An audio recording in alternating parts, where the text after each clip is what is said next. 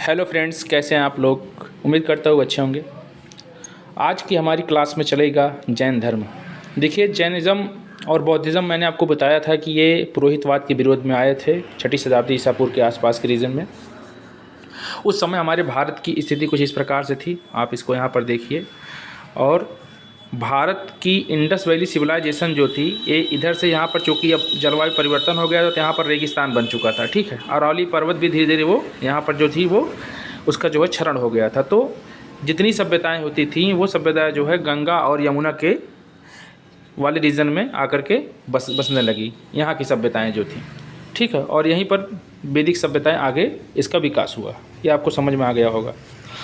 तो यहाँ पर इसके आसपास रीजन में उत्तर प्रदेश में अभी आप आगे जब महाजनपद पढ़ेंगे तो 16 महाजनपद में से 8 महाजनपद जो है अकेले उत्तर प्रदेश में स्थित है, गंगा और यमुना के दोआब के बीच में।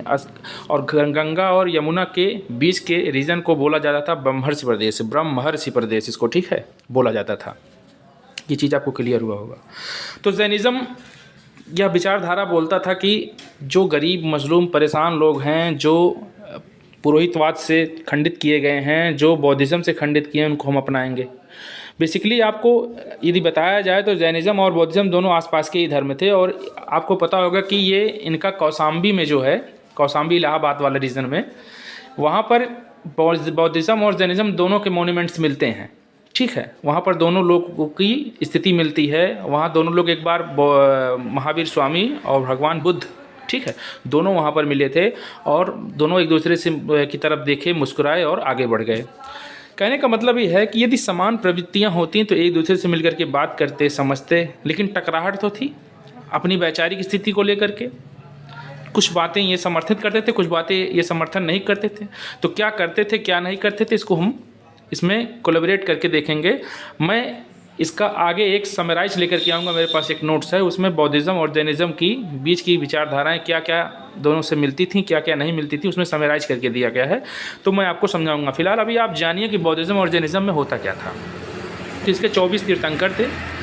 पहले तीर्थंकर थे ये ऋषभदेव थे और इनके संस्थापक थे ये ऋग्वेद में इनका उल्लेख है, ये अयोध्या के निवासी थे, हमारे अयोध्या के। और मल्लिकानाथ ये श्वेतांबर थे और इन्हें स्त्री मानते हैं। तो मतलब इनको लोग कहते हैं कि ये स्त्री मानते हैं। श्वेतांबर, देखिए दो विचारधाराएं इनमें बटी ना। देखिए जैनिज़्म भी दो भागों में बटा, श्वेतांबर और दिगंबर में। जैसे वो बौद्धिज़्म का बंटवारा हुआ था वहाँ पर हीनयान महायान में, वैसे ये भी दो भागों में श्वेतांबर और दिगंबर में बटा। तो श्वेतांबर इनको स्त्री मानते हैं और दिगंबर इनको पुरुष मानते हैं, ठीक है। उसके बाद देखिए 22वें थे अरिस्टनेमी, ये ऋग्वेद में इनका उल्लेख मिलता है। और 23वें थे पार्श्वनाथ, ये प्रथम ऐतिहासिक तीर्थंकर थे। सर्प का फण इनका जो था ये निशान था। हर एक जो ये तीर्थंकर हुए हैं उनका एक एक निशान होता है, तो निशान पर भी चर्चा की जाएगी। 7वें एक थे सुपार्श्वनाथ थे, वो भी ये वाराणसी वाले रीजन में रहते थे, ठीक है। तो ये वाराणसी के राजा के पुत्र हुआ करेंगे। आप यहाँ पर एक चीज़ देखेंगे विचार करते हुए कि जितने भी ये हुए हैं किसी राजा महाराजा के ही पुत्र हुए हैं, ठीक है। ये भी आप देखिए, गौर करिए। तो कहीं ना कहीं धार्मिक साम्राज्यवाद की विचारधारा तो नहीं लेकर के आगे बढ़ा जा रहा है। फिलहाल कोई भी धर्म हो, यदि वो लोक कल्याण के भाव से संतुष्ट करता है तो वो धर्म सही है, ठीक है। महावीर स्वामी भी अजातशत्रु के ही कोरिलेशन में थे, आपको पता होगा। महावीर स्वामी 24वें तीर्थंकर थे, ये वास्तविक संस्थापक इन्हीं को माना जाता है। और ब्रह्मचर्य इन्होंने ही जोड़ा था, ठीक है। 4 आयाम जो जैनिज़्म के होते हैं उसमें ब्रह्मचर्य इन्होंने ही जोड़ा था और इसको पंच महाव्रत कहा गया, ठीक है। पहले 4 थे पार्श्वनाथ के समय में, ठीक है। 23वें पार्श्वनाथ थे तो उन्हीं को ही गणना की जाएगी। सत्य था, अहिंसा था, अस्तेय था, अपरिग्रह था, ठीक है। और ये है ब्रह्मचर्य, महावीर स्वामी ने जोड़ा है। ब्रह्मचर्य काफ़ी महत्वपूर्ण है जीवन में। यदि आप इसका पालन अपने समय अनुसार नैतिकता के आधार पर करेंगे तो निस्संदेह आपको ये शीर्ष बिंदु पर लेकर के जाएगा, ठीक है। अस्तेय का मतलब होता है चोरी नहीं करना, अहिंसा का मतलब होता है मारपीट झगड़ा मत करिए, सत्य बोलिए, अपरिग्रह मतलब होता है धन का संचय आप मत करिए ज़्यादा, ठीक है। और ब्रह्मचर्य आपको पता ही होगा, मैंने आपको बता दिया था, ठीक है। हालांकि वर्तमान समय में एक सेक्स एजुकेशन को लेकर के हमारे भारतवर्ष में ये विचारधारा लेकर के हमको आगे बढ़ना चाहिए। पहले ये सब चीज़ें थी, शिक्षाएं थीं, गुरुकुल में हमें ये शिक्षाएं दी जाती थीं, इसीलिए हमारा अनेकों प्रकार का यज्ञोपवीत धारण किया जाता था, सारे संस्कार का पालन किया जाता था, कर्ण वेदन वगैरह होता था। वर्तमान परिस्थितियों में सब चीज़ हम अपनी चीज़ें भूल गए हैं। इसी कारण जो है आज के जो हमारे युवा और बच्चे हैं जो एक वेस्टर्नाइजेशन के इस दौर में जो है गलत तरीके से गलत दिशा में मुड़ चुके हैं और अपनी सारी ब्रह्मचर्य क्रिया को वो नष्ट कर रहे हैं। ठीक है। जैन शिक्षाओं के सिद्धांत। तो जैन शिक्षाओं के सिद्धांत दो प्रकार से बांटे गए हैं, एक को महाव्रत कहा जाता है और एक को अणुव्रत कहा जाता है। जैन भिक्षु कठोरता से 5 सिद्धांतों का पालन करते हैं तो इनको हम महाव्रत कहते हैं, और गृहस्थ आश्रम के रह करके 5 सिद्धांतों का पालन करते हैं तो इसे हम अणुव्रत कहते हैं। आई होप ये क्लियर हो गया। उसके बाद देखिए दूसरा है अनिश्वरवाद। अनिश्वरवाद का मतलब होता है ईश्वर नहीं है, ये ईश्वर नहीं मानते हैं, आत्मा की स्वीकृत करते हैं, मतलब भूत प्रेत आत्मा को ही मानते हैं लेकिन ईश्वर को नहीं मानते हैं। इनका ये सिद्धांत है कि ईश्वर कोई नहीं है, मतलब स्वयं ईश्वर बनना चाहते हैं इसलिए ईश्वर को नहीं मानते हैं। ठीक है। देखिए मेरा एक सोच है, मैं अपनी सोच को बता रहा हूँ, मैं ये नहीं चाहता हूँ कि आप मेरी ही सोच के अनुसार चलें, लेकिन मैं इस चीज़ों को आपको याद कराने के लिए बोल रहा हूँ कि ये ईश्वर को नहीं मानते थे। ठीक है, जिससे कि आपको ये चीज़ें याद हो जाएगी। कोई चीज़ आप कंट्रोवर्सी करके अगर याद करेंगे तो चीज़ें याद होंगी। ठीक है, तो मेरा उद्देश्य सिर्फ यहाँ पर याद करवाना है। आपको याद होना चाहिए कि आत्मा की स्वीकृति ये करते हैं, लेकिन ये जो है आत्मावादी जो है ये ईश्वर को नहीं मानते हैं। बौद्धिज़्म में भी ये ईश्वर को नहीं मानते थे। ठीक है, लेकिन वो जो है पुनर्जन्म को मानते थे। तो ये सब चीज़ें हैं, आप देखिए दोनों में मिलान होगा। मैं वहाँ पर लेकर के आऊँगा उस क्लास को, तो मैंने कोरिलेशन की है तो आपको मैं समझाऊँगा। तो आत्मवादी थे, ठीक है, और अनेकात्मवादी थे। पुनर्जन्म की मान्यता है, पुनर्जन्म की मान्यता ये भी है, ये भी पुनर्जन्म को मानते हैं। सृष्टि शाश्वत है और अस्थायी है, ये भी मानते हैं।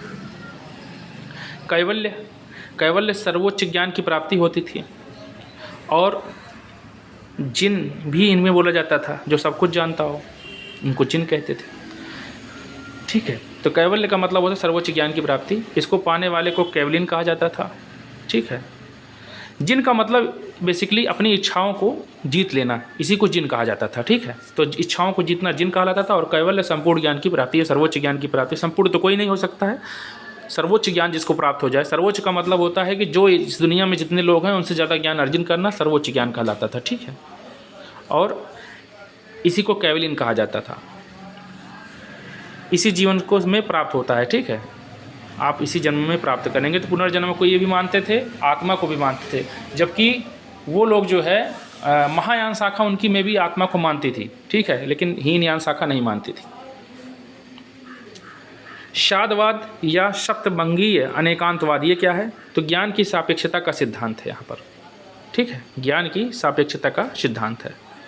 मैं कल जैनिज्म और बौद्धिज्म पर कंप्लीट डिस्कशन लेकर के आऊँगा, जिसमें दोनों को प्रॉपर रूप से बताया गया है। तो वहाँ पर ये चीज़ क्लियर करवा दूंगा, क्योंकि मेरा नैतिक दायित्व है और आपको समझाना भी मेरा कर्तव्य है। इसलिए मैं आपको दोनों चीज़ें क्लियर करके चलूँगा कि दोनों क्या था और ये पुरोहितवाद या ब्राह्मण धर्म से कितना अलग था। ठीक है, दोनों की स्थिति को लेकर के चलूँगा कि उस समय तत्कालीन भारत की स्थितियाँ परिस्थितियाँ क्या थीं। 3 शब्दावलियाँ देखने को मिलती है। एक आश्रव है। आश्रव का मतलब होता है जीवन सांसारिक कर्म की ओर आकर्षित रहता है, मतलब माया में रहता है। ये हमारा हिंदू धर्म भी कहता है कि जीवन माया से बंधा हुआ है। संवर, उनको वो आश्रम के आश्रव कहते हैं। संवर क्या होता है? जीव का कर्म से विच्छेद होना या अलग होना जो होता है वो संवर होता है। जैसे हम लोग मोक्ष की प्राप्ति करते हैं, कर्म से, सारे कर्मों से मुक्ति हो जाना, वैसे संवर होता है जीव के का कर्म से विच्छेद हो जाना। निर्जरा, निर्जरा का मतलब क्या होता है? जीव में पहले से मौजूद कर्म को निकालना, जिसको हम प्रारब्ध कहते हैं। अब देखिए यहाँ पर हिंदू धर्म कहता है कि नियति अपना निर्माण स्वयं करती है, मनुष्य अपने कर्मों द्वारा इस नियति में निमित्त होता है। अर्थात आपके जो पूर्व जन्म के कर्म हैं उसके आधार पर ईश्वर ने आपको नियति निर्माण करके दिया है। ठीक है, लेकिन मनुष्य के अंदर यह प्रतिभा है, कुछ ईश्वर ने पन्ने छोड़ करके रखे हैं कि उसमें अपने आप कर्म द्वारा जो है अपनी लिखनी को आप बदल सकते हैं। आप अच्छे कर्म करोगे तो पूर्व की लिखनी जो होगी आपकी सही हो जाएगी। तो इसी आधार पर जैनिज्म भी निर्जरा करके एक सब बनाया हुआ है। उसमें कहता है कि जीव में जो पहले कर्म मौजूद हैं उसको हम सही कर देंगे, उसमें जो खामियाँ होंगी, गलतियाँ होंगी, अब तक ने जो आपने गलत किया है, आपको सुधार का मौका आपको मिलेगा। तो सुधार के मौके तो ईश्वर भी देता है, तो वो भी इन्होंने भी ये भी धर्म दिया है, तो इसमें गलत क्या है? निर्जरा, निर्जरा या संथारा या संलेखना, उपवास या शारीरिक त्याग। देखिए होता क्या है, आसान नहीं होता है निर्जरा विधि। आपको पता होगा कि चंद्रगुप्त मौर्य जो एक शासक हुए थे, उन्होंने श्रवण बेलगोला में संलेखना विधि से अपना प्राण त्याग किया था। मतलब अपने पूर्व के कर्मों से मतलब इतना पीड़ित हो चुके थे कि उन्होंने इतना खून खराबा किया था कि अपने पूर्व कर्म को खत्म करने के लिए उन्होंने भूख प्यास से जो है अपने शरीर को त्याग कर दिया। तो संलेखना विधि से वो उन्होंने अपने शरीर को त्यागा। ठीक है। त्रिरत्न कौन कौन से हैं? सम्यक ज्ञान, सही ज्ञान आपको हो, सही ज्ञान हो आपका, मतलब ज्ञान आपको उल्टा सीधा न मिले। सम्यक दर्शन, आप ठीक ढंग से देखिए, आपकी नेत्र और दृष्टि सही हो। सम्यक आचरण, आपका चरित्र बहुत महत्वपूर्ण होना चाहिए, शुद्ध होना चाहिए। अगर आपका चरित्र सही नहीं है तो आपका ज्ञान नहीं सही होगा, फिर आपका दर्शन कहाँ से सही होगा? सारी चीज़ें आपकी डिस्टर्बेंस हो जाएंगी, फिर आप जीवन में कुछ नहीं कर पाएंगे। जैन संघ क्या है? महावीर स्वामी से पहले ही जैन धर्म के संघ का निर्माण हो चुका था। स्त्री और पुरुष के संघ होते थे। पार्श्वनाथ के समय स्त्री संघ के अध्यक्ष पुष्पचूला थीं और जैन संघ को बशदी कहा जाता था। तो पुष्पचूल्हा, पुष्प को चूल्हे में डाल दो, याद कर ले। इसको याद करने के लिए एक ट्रिक है कि पुष्प को चूल्हे में डाल दो। स्त्रियां जो हैं वो चूल्हे पे खाना वाना बनाती हैं, तो उसी के नाम से आप पुष्पचूल्हा याद कर लीजिए कि खाना बनाने, रोटी बनाने के उसमें पुष्प को डाल दिया। ठीक है, तो पुष्पचूल्हा। पार्श्वनाथ के समय स्त्री संघ की अध्यक्ष होती थी, उनको पुष्पचूल्हा बोला जाता था, और जैन संघ के अध्यक्ष को बशदी बोला जाता था, बशदी। ठीक है। महावीर के पश्चात इंद्रभूति या सुधर्मण केवलिन हुए। जो महावीर स्वामी, जब उनका जो है देहावसान हुआ, उनको मोक्ष की प्राप्ति हुई, जिन हो गए वो, तो उसके बाद क्या हुआ? इंद्रभूति या सुधर्मण, इनको सर्वोच्च ज्ञान प्राप्ति है, क्योंकि उनके बाद इन्हीं को सर्वोच्च ज्ञान प्राप्त था, तो इनका नाम याद के लिए इंद्रभूति या सुधर्मण। जैन धर्म का विभाजन, तो जैन आचार्य भद्रबाहु के समय मगध में अकाल पड़ा। भद्रबाहु जो थे उनके समय में, क्योंकि आचार्य थे, उनके समय में पड़ गया अकाल, और फलता जैन भिक्षु भद्रबाहु के नेतृत्व में दक्षिण भारत चले गए। ठीक है, भद्रबाहु के नेतृत्व में दक्षिण भारत चले गए। उनके साथ चंद्रगुप्त मौर्य भी गया था। अकाल चूँकि पड़ा तो चंद्रगुप्त मौर्य भी चला गया वहाँ पे। यह शाखा दिगंबर के नाम से जानी गई, और यहीं पर जाकर के वो श्रवणबेलगोला में उस संलेखना विधि से प्राण त्यागेगा। और क्या प्राप्त कर लेगा? इसको बोलते हैं आमर्ष या निर्जरा। निर्जरा उसको बोलते हैं, निर्जरा है, संलेखना उसको कहते हैं। ठीक है। दूसरी तरफ स्थूलभद्र के नेतृत्व में रह रहे मगध के भिक्षुओं ने श्वेत वस्त्र धारण करना शुरू किया, और यह श्वेतांबर कहलाए। वस्तुतः मैं आपको बता दूं कि भद्रबाहु के नेतृत्व में जो दक्षिण भारत में गया था वो दिगंबर थे। वो दिशाओं को अपना अस्त्र मानते थे, मतलब दिगंबर जो होते हैं दिशाओं को अपना जो है वस्त्र मानते थे, और उसे ही जो है कहते थे, वो निर्वस्त्र होकर के रहते थे। ठीक है, श्वेतांबर सफ़ेद वस्त्र धारण करते थे। भद्रबाहु अपने शिष्यों के साथ कर्नाटक के श्रवणबेलगोला नामक स्थान पर चला गया था, और जब दक्षिण भारत में भिक्षु लौटकर मगध आए, ठीक है, जब वे वापस लौट करके आए तो उन्होंने मगध के भिक्षुओं को श्वेत वस्त्र धारण करते हुए पाया और इसका विरोध किया, और इसी क्रम में जैन धर्म में विभाजन हो गया। ठीक है, यही है। जैन सभाएं जो हुई, आप इसको जान लीजिए। प्रथम सभा जैन वाली जो हुई वो पाटलिपुत्र में हुई थी, और नेतृत्व करते थे स्थूलभद्र। कार्य इनका है 12 अंगों का संकलन जैन धर्म के साहित्य के अनुसार। तो यहाँ पर पाटलिपुत्र में इनका चलने वगैरह लगा था, क्योंकि ये वो लोग तो भद्रबाहु वाली गोल तो वहाँ पर चली गई थी, तो पाटलिपुत्र की स्थिति यहाँ पर थी, और यहाँ पर नेतृत्वकर्ता स्थूलभद्र थे।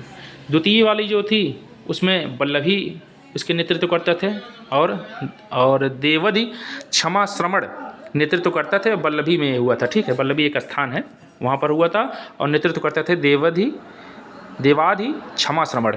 और कार्य इनका क्या था? तो जैन ग्रंथों का अर्धमागधी या प्राकृतिक भाषा में संकलन, उसका पाली में होता था, यहाँ पर अर्धमागधी भाषा में होता था। ठीक है। जैन साहित्य कौन कौन से थे, क्या था, देखते हैं। जैन साहित्य को आगम कहा जाता था। ठीक है, जैन धर्म का प्राचीनतम ग्रंथ पूर्व के नाम से जाना जाता था, जिनकी संख्या 14 थी।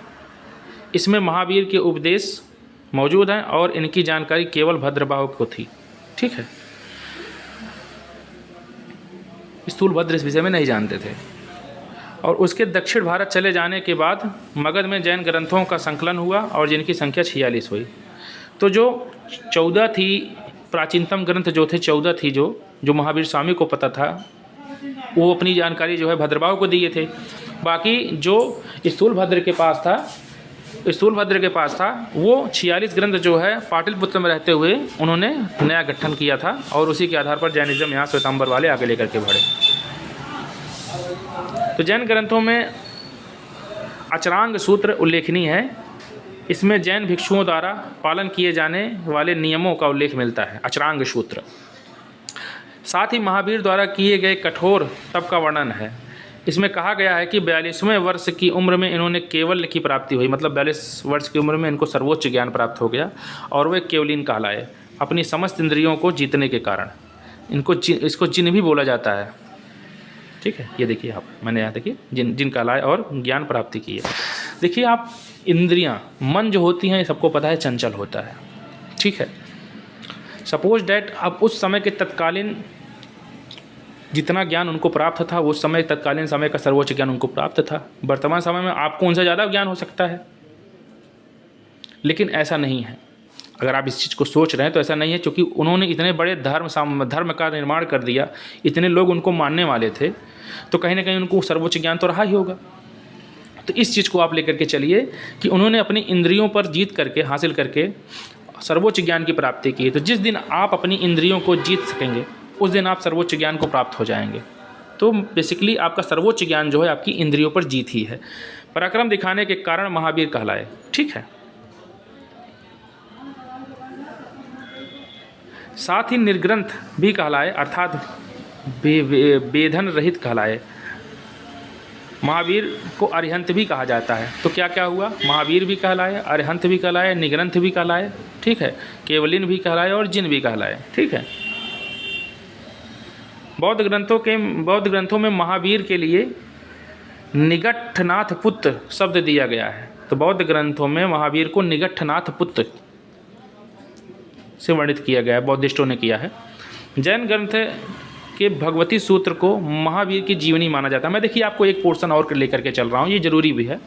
देखिए उस समय के तत्कालीन राजा जो थे, आपको पता होगा कि अन्यायी तो थे ही, अन्याय करते थे, चूँकि एक राजा बिना क्रूरता के कुछ कर भी नहीं कर सकता है।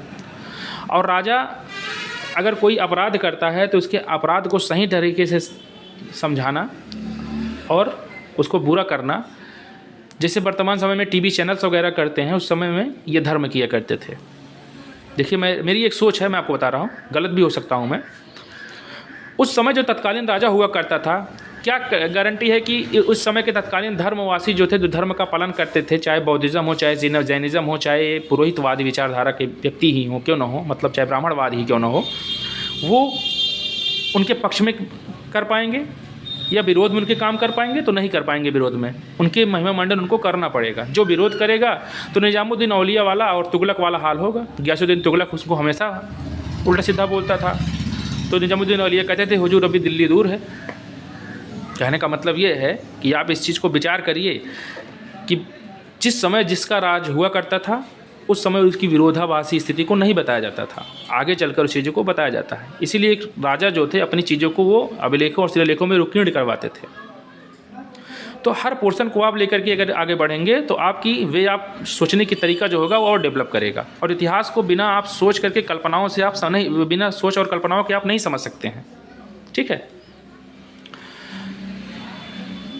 जैन ग्रंथ के भगवती सूत्र को महावीर की जीवनी माना जाता है। ठीक है, और इसी से आपका 6ठी शताब्दी ईसा पूर्व में भगवती सूत्र से आपको 16 महाजनपदों का उल्लेख मिलता है। इसमें मक्खीलाल गोसाल का उल्लेख मिलता है, जो आजीवक संप्रदाय के संस्थापक थे।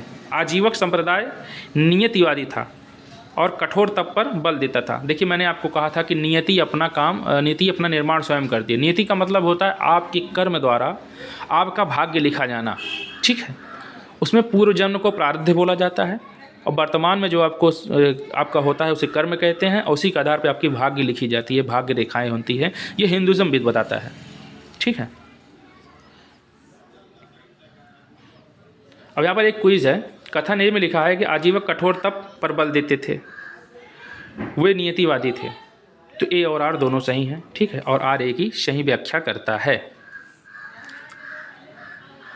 जैन साहित्य पर लिखी गई टीकाओं को निर्युक्त कहा जाता था। इसको आप नोट कर लीजिए, चूँकि ये सब पूछा जाता है निर्युक्त किसे कहते हैं, तो जैन वन लाइनर क्वेश्चन में पूछे जाते हैं। तो निर्युक्त कहते हैं जैन पर लिखी गई टीकाओं को। देखिए आप, मैं इसको अगर पढ़ा दे रहा हूँ तो आपका ये नैतिक दायित्व तो बनता है कि इसकी आप एक शॉर्ट नोट्स बनाइए, उसमें जो छोटे छोटे शब्द हैं उसको आप लिखिए। ठीक है, हालांकि मैं शॉर्ट नोट्स बनाने का आपको तरीका बताऊंगा और आपका एक ही पेज में अधिकांश चीज़ें आपकी कवर हो जाएंगी। तो वो तरीका मेरे पास है, मैं आपको बताऊंगा। लेकिन अभी आपको जो है शुरू से लेकर के अंत तक आपको पढ़ना है। ये बेसिकली आपका NCERT और बिपिन चंद्रा जैसे बड़े इतिहासकार जो हैं कि समराइजेशन इसमें दिया गया है, तो आप इसको देख करके आगे बढ़ेंगे। ठीक है, जैन लेखकों में हेमचंद का नाम प्रसिद्ध है, जिसने परिशिष्ट पर्व तथा त्रिशतिशालक, यार कितना कठिन है, त्रिषष्टि शालका चरित्र की रचना की है। ठीक है, त्रिषष्टि शालका चरित्र की रचना की है। यह चालुक्य शासक कुमारपाल के दरबार में था। त्रिषष्टि शालका चरित्र और परिशिष्ट पर्व। ठीक है, जैन धर्म का महत्वपूर्ण योगदान प्राकृत, अपभ्रंश और कन्नड़ भाषा में विकास हुआ है। कन्नड़ आपका पता होगा कि आपका ये कर्नाटक वाला रीजन में, चूँकि वहाँ पर भद्रभाव चले गए थे। जैन पत्र ताड़पत्र पर चित्रकला का विकास और योगदान दिया है। देखिए पांडुलिपि आपको पता है क्या है? पांडुलिपि का मतलब होता है कि आपका हैंड राइटिंग, जो मैं आपको पढ़ा रहा हूँ लिख करके, ये पांडुलिपि नोट्स है। ठीक है, तो हाथ से लिखे गए नोट्स को पांडुलिपि नोट्स कहते हैं। अब इसके बाद आपका ये मौर्य काल आ गया। तो आई होप आपको ये समझ में आया होगा। कल हमारा टॉपिक जो चलेगा वो आपका चलेगा वो जैनिज़्म और बौद्धिज़्म में दोनों का जो है समावेशन रूप। मैं आपको क्लियर करके बताऊंगा कि जैनिज़्म में क्या चीज़ें मानी जाती थी, बौद्धिज़्म में क्या चीज़ें मानती थी। इस नोट्स में वो चीज़ नहीं इंटीग्रेट है, तो मैं अलग से एक नोट्स लेकर के आऊँगा, वहाँ पर आपको बताने का प्रयास करूँगा। ठीक है, जय हिंद, जय भारत, नमस्कार।